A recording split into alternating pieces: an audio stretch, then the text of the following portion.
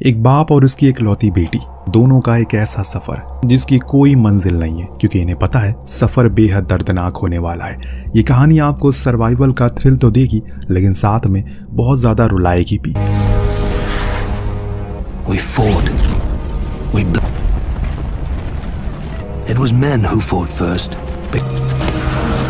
तो चलिए शुरू करते हैं। लारा नाम की औरत जो अपनी टुकड़ी की सरदार है, लेकिन हैरानी की बात यह है उसकी टुकड़ी में कोई मर्द नहीं है, बल्कि ये पूरी सेना सिर्फ महिलाओं की है।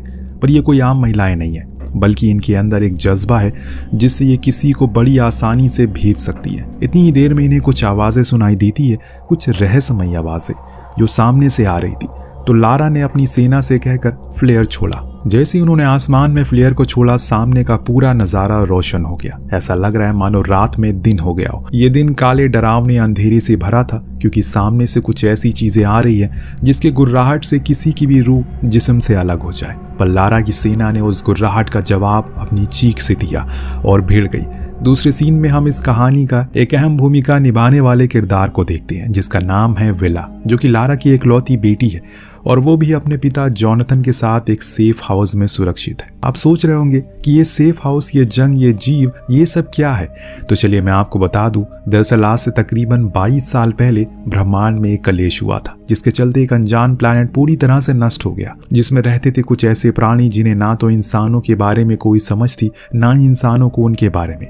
लेकिन जब उनका प्लैनेट नष्ट हुआ, उसके टुकड़े इधर ब्रह्मांड में उड़ने लगे, और ऐसा करके कुछ टुकड़े हमारी पृथ्वी से टकरा गए, जिससे एक वार्म होल का जन्म हो गया। और इसी वार्म होल से वो सारे प्राणी धीरे धीरे करके पृथ्वी के अंदर आने लगे और उन्होंने सभी को मार दिया। सभी का मेरा मतलब था सिर्फ मर्दों को। जी हाँ, ये असल में अगर किसी को भी चोट पहुंचाते हैं तो वो भी उनकी तरह बन जाते हैं, पर उनका ये असर औरतों पर नहीं होता। इसीलिए लारा की सेना में एक भी मर्द नहीं है। अब इन जीवों को हॉलुस कहा जाता है। ये नामकरण खुद इंसानों का किया हुआ है। बेचारे विला तो जब से पैदा हुई है तब से वो ज्यादा बाहर नहीं गई, पर उसने अपने पिता से काफी कुछ सुना है। पहले उनकी धरती कैसे हुआ करती थी, कैसे यहाँ पर हरियाली थी, हर तरफ इंसान थे, जानवर थे, लेकिन सब कुछ खत्म हो गया।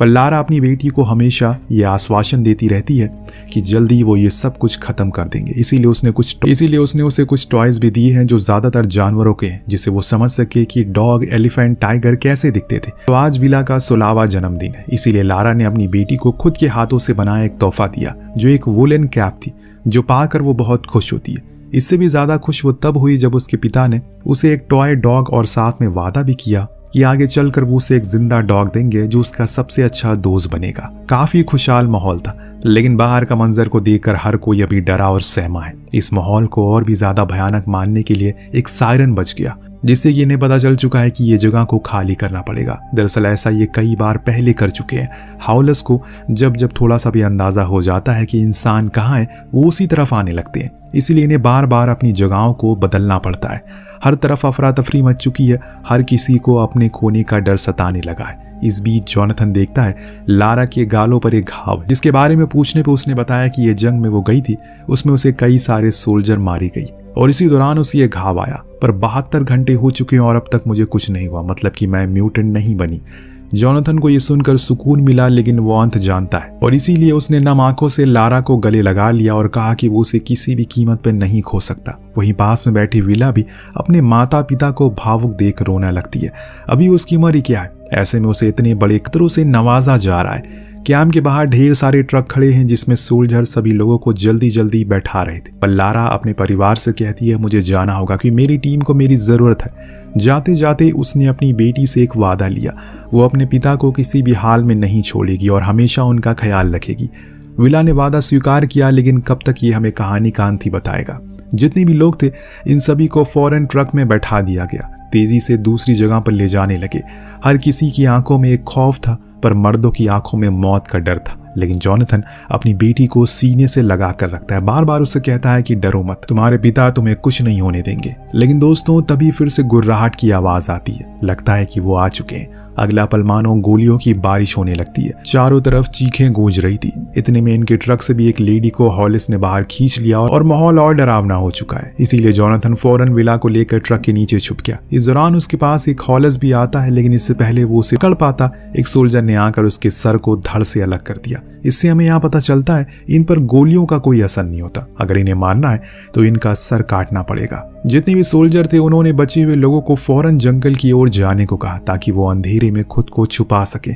यहाँ लारा अपनी बेटी और पति से अलविदा लेती है क्योंकि उसने अब उसे लड़ने का मन बना लिया है। वो अपनी टीम को ऐसे छोड़कर नहीं जाएगी। विला तो माँ को छोड़ती नहीं, पर जॉनथन को पता कि उसने अब खुद का त्याग का मन बना लिया है और ऐसे हालातों में उसके पास कोई चारा भी तो नहीं है। इसीलिए उसने विला को संभाला, कहा ठीक है तुम जाओ, हो सके तो वापस आना, तुम्हारे बिना हम अधूरे। विला की आंखों में आंसू का समंदर था, लेकिन जॉनथन ने उसे बहने से रोक लिया और कहा कि अभी चलना होगा वरना सब कुछ खत्म हो जाएगा। दोनों ने बचे हुए लोगों के साथ जंगल में चले गए। इस बीच हमने देखा हॉलस ने एक बूढ़े आदमी को काट लिया जिससे वो उन्हीं की तरह बनना शुरू हो जाता है। इस प्रोसेस में सबसे पहले इंसान की आंखें काली होती है जिसमें से काला खून बाहर आने लगता है, फिर उसका शरीर उन्हीं की तरह बनने लगता है। इसीलिए वो लेडी सोल्जर उसे शूट कर देती है ताकि वो दर्द से आजाद हो जाए।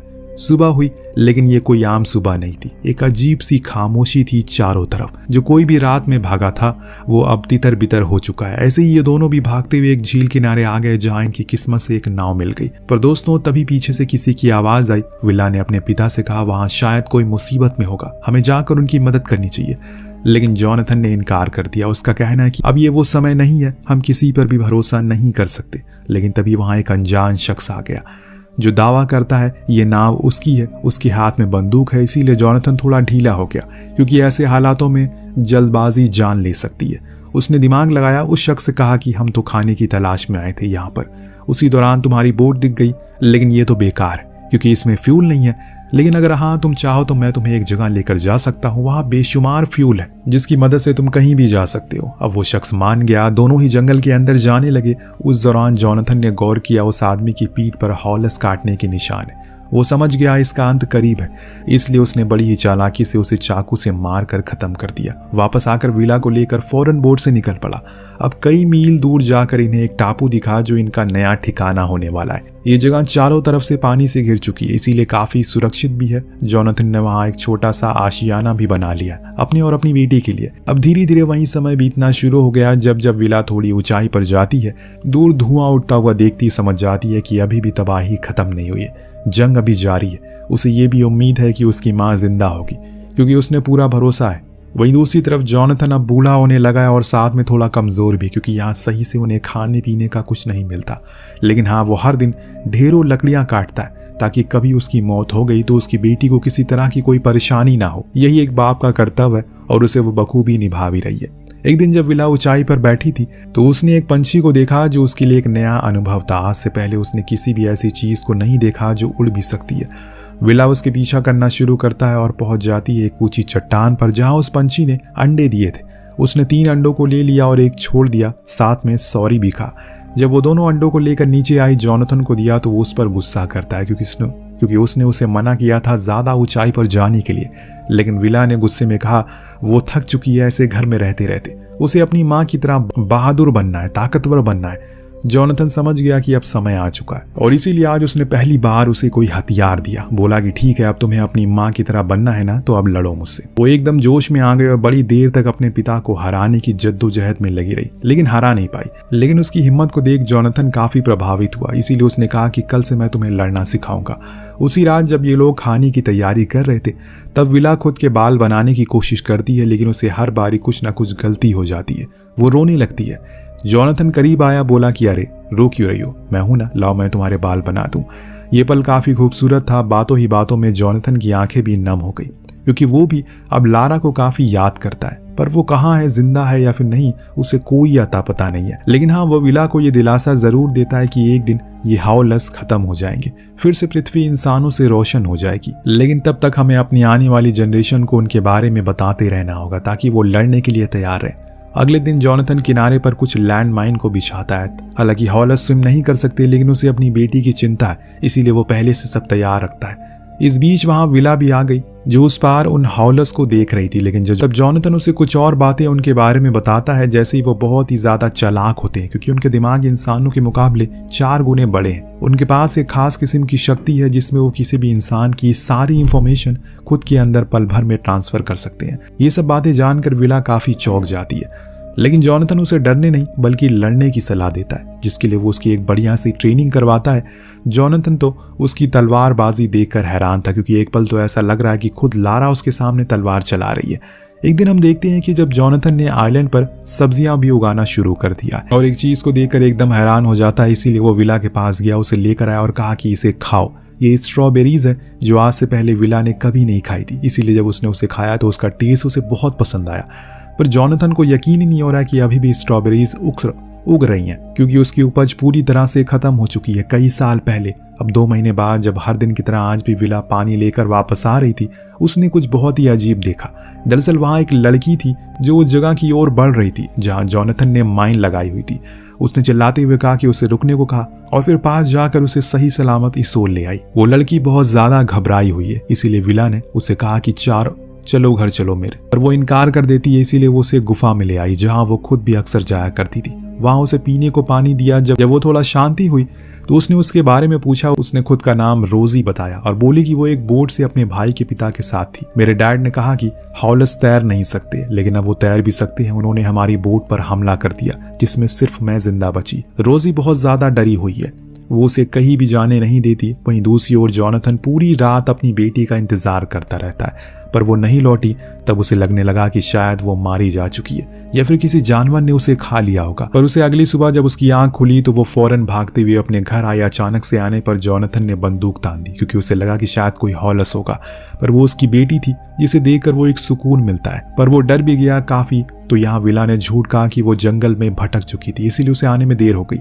अब यहाँ जॉनथन उसे बोलता है अब उनके पास खाना बहुत कम बचा है और जो सब्जियां वो उगाने की कोशिश कर रहा है वो नहीं उग रही है, इसीलिए उन्हें थोड़ा कम खाना होगा। विला ने हाँ में जवाब दिया। अब सुबह जॉनथन के उठने से पहले वो कुछ बचे हुए खाने को लेकर रोजी के पास गया और उसे दे दिया। वो बेचारी तो काफी समय से भूखी थी, इसीलिए वो उस पूरे खाने को खा जाती है। फिर दोनों में काफी बातचीत हुई, लेकिन बातों में वो उसे नहीं बताती कि वो अपने पिता के साथ यहाँ रहती है। उसने बताया उसकी माँ यहाँ कभी कभी आती रहती है और वहीं उसका ख्याल रखती है। रोजी और उसके बीच काफी अच्छी दोस्ती हो जाती है। इसी दोस्ती को बरकरार करने के लिए विला ने अपनी माँ की दी हुई वो वुलन कैप उसे दे दिया और कहा कि आज से ये उसकी है। इसके बाद वो फौरन अपने पिता के पास आ गई, क्योंकि उसकी प्रैक्टिस की देरी हो रही थी। जब ये दोनों बाप बेटे प्रैक्टिस कर रहे थे तभी जॉनथन अचानक गिर पड़ा। बेचारी विला तो घबरा गई कि आखिर उसके पिता को क्या हुआ। थोड़ी देर के बाद वो जाग जाता है। दरअसल खाने की कमी के कारण जॉनथन ने कई दिन से कुछ नहीं खाया, क्योंकि वो अपनी बेटी के लिए खाना बचा रहा था ताकि वो खुद का पेट भर सके। इसी को पिता प्रेम कहते हैं, जो देख हर किसी की आंखें नम हो जाए। अपने पिता को कंधे का सहारा देकर वो घर ले आई और आराम करने को कहा। इसी दौरान विला कुछ खाने को ढूंढती है, पर यहाँ भी जॉनथन कुछ खाने से मना कर देता है, क्योंकि अगर उसने कुछ खा लिया तो बचा हुआ खाना भी खत्म हो जाएगा। इसीलिए वो उसे समझाता है कि जब तक उसकी माँ नहीं आ जाती तब तक उन्हें ऐसे ही रहना होगा। पर आज विला उस पर गुस्से से चिल्ला देती है, आपको उस सच को हकीकत में मानना होगा। अब माँ नहीं आने वाली, अगर उन्हें आना ही होता तो वो कब कहा जाती। ये सुनकर वो भी उस पर चिल्ला देता है, लेकिन फिर दोनों खामोश हो गए। और तब जॉनथन ने उसे अपनी वो तलवार भेंट करता है जिसे उसे पहली बार उन हॉलस को मारा था, और ये देते हुए उसने कहा कि अब वो इसकी हकदार है, क्योंकि उसके अंदर उसकी माँ की हिम्मत और जज्बे है जिसे वो ज्यादा देर रोक नहीं पाएगा, और आज से वो इसकी मालिक है। विला तो बहुत खुश हुई और तलवार को लेकर फौरन गुफा में आ गई ताकि रोजी को दिखा सके। लेकिन दोस्तों वहां रोजी थी ही नहीं, उसकी दी हुई कैप वहीं रखी थी, जो देख वो घबरा गई। लेकिन तभी उसके अंदर से एक आवाज आई, जिसका डर था वही हुआ, रोजी हॉलस बन चुकी है। दोस्तों जी हाँ, हॉलस अब औरतों को भी इन्फेक्टेड कर सकते हैं, क्योंकि वो धीरे धीरे करके और ज्यादा एडवांस हो रहे हैं, इवॉल्व हो रहे हैं, जैसे कि उन्होंने तैरना सीख लिया। इसीलिए बेचारी विला तो इस सिचुएशन में पैनिक करना शुरू करती है। उसकी सारी ट्रेनिंग सब कुछ वो भूल जाती है, क्योंकि उसे तो यकीन ही नहीं हो रहा है कि उसकी दोस्त ऐसी हो जाएगी। लेकिन सही समय पर वहां जॉनथन आ गया और उसने उसे खत्म कर दिया, वरना आज कहानी कुछ और होती। पर जॉनथन अब उसे फौरन यहाँ से चलने को कहता है, क्योंकि ये हॉलस एक दूसरे से कम्युनिकेट कर सकते हैं, और जरूर इसने उस पार वालों को बता दिया होगा कि यहाँ कोई इंसान है। हो सकता है कि वो स्विम करना भी सीख गए हो। विला थोड़ी देर रुकी और बोली कि डैड शायद नहीं, बल्कि हाँ, वो अब तैर सकते हैं। इतना जानते ही वो दोनों फौरन ऊंचाई की ओर जाने लगे। लेकिन जॉनथन के अंदर अब हिम्मत नहीं बची वो अपनी बेटी को और सहारा दे सके, उल्टा उसे तो उसके सहारे की जरूरत पड़ रही है। लेकिन फिर भी वो एक पतली लकड़ी के सहारे खुद को खड़ा रखता है, और ये दोनों अपनी उसी बोट की तरफ जाने लगते हैं जिस पर ये यहाँ पर आए थे। पर दोस्तों अब यहाँ इस कहानी में कुछ ऐसे सीन आने वाले हैं जो देख आपको एक पिता और बेटी के रिश्ते की असली परिभाषा समझ में आएगी। अब दोनों का सफर शुरू होने वाला है, जो अभी तक का सबसे कठिन होगा। काफ़ी देर से चलने के कारण जॉनथन अब थक चुका है, इसीलिए वो एक पेड़ के नीचे बैठ गया और विला से कहता है कि अब उसका समय आ चुका। लेकिन वो अकेली नहीं है, यहाँ वो उसके साथ हमेशा रहेगा। बस वो इन चीज़ों को हमेशा अपने दिमाग में रखे जो कुछ भी उसने उसे बताया है। विला भावुक होकर रोने लगती है, कहती है कि उन्हें कुछ नहीं होने वाला, वो उसके साथ ही रहेंगे। इतना कहकर वो उसे पूरी जान से उठा लेती है। लेकिन अब विस्फोट होने लगे हैं जो उन्हीं लैंड माइन के थे, मतलब कि वो आ चुके हैं। दोनों ने थोड़ी जल्दी पकड़ी, लेकिन तभी एक हाउलस पीछे से जॉनथन पर हमला करता है जिससे वो वहीं गिर पड़ा। लेकिन तभी पीछे से विला ने आकर उसके सर को धड़ से अलग कर दिया और अपने पिता की जान बचा ली। लेकिन अब शायद जॉनथन की हिम्मत ने जवाब दे दिया है, क्योंकि उसे और ज्यादा चला नहीं जाएगा। इसीलिए जब ये लोग बोट तक पहुंचे तो उसकी आंखें नम हो गई। शायद उसे पता चल चुका है कि अब वो समय आ चुका है जब उसे अपनी बेटी को अलविदा कहना होगा। उसे मन ही मन पता है कि लारा कभी नहीं आएगी, इसीलिए उसने उसे बताया, मैंने तुम्हारे लिए कुछ खाना शुरुआत से बचा कर रखा है, तो तुम उसे खा लेना और अपना ख्याल रखना।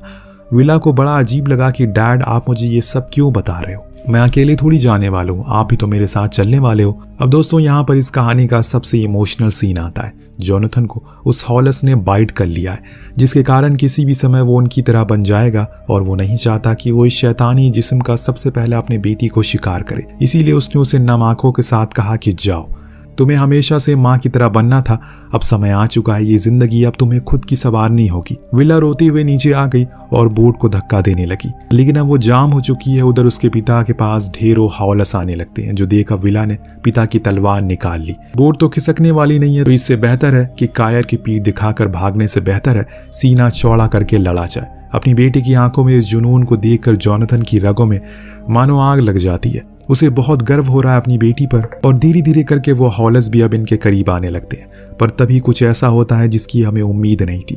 पीछे पानी में कुछ बोट नजर आती, जिसमें से सबसे आगे बोट थी, उस पर कोई और नहीं बल्कि लारा बैठी थी। वो और उसका वादा दोनों ही जिंदा है। अब उसके आते ही विला के अंदर की चिंगारी ने आग पकड़ ली थी। वो पूरी तरह से तैयार थी। वहीं ऊपर जॉनथन की आंखें काली हो चुकी है, लेकिन उसका दिल अभी भी उसके अपने परिवार के लिए धड़क रहा है। इसीलिए वो आखिरी सांसों तक लड़ता रहता और फिर बूम, ये कहानी यहीं पर समाप्त हो जाती है। आगे क्या हुआ ये आप खुद सोचिए और हमें कमेंट में बताएं। मिलते हैं अगली वीडियो में। Thank you so much watching, peace out.